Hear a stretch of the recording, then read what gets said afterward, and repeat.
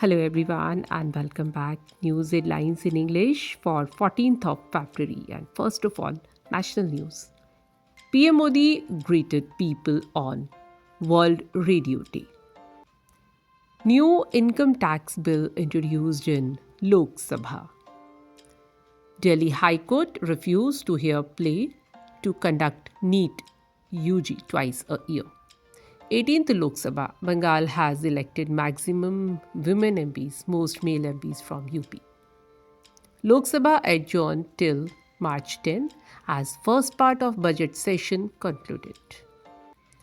UPSC introduced new module of registration online application form for civil services exam center. Now international news. China approved deep water space station in South China Sea. US President talked to Putin, Zelensky, and says both leaders seek peace in Ukraine. PM Modi met US DNI Tulsi Gabbard in Washington, D.C. Sri Lanka's 2025 budget to be presented in Parliament on Monday. Ile Bolojan took over as Romania's interim president. Tulsi Gabbard confirmed America's top spy as DNI. Now some sports news. 38 national games, hockey finals. MP leads in Malkamb.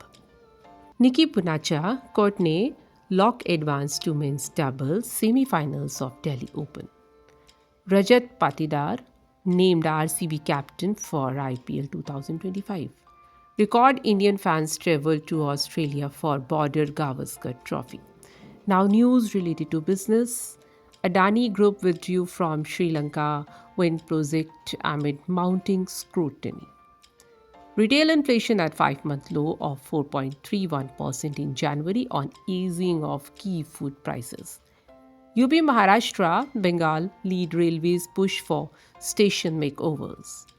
7 years after India entry, IKEA to start online delivery in Delhi NCR. And that's all in news. Thank you.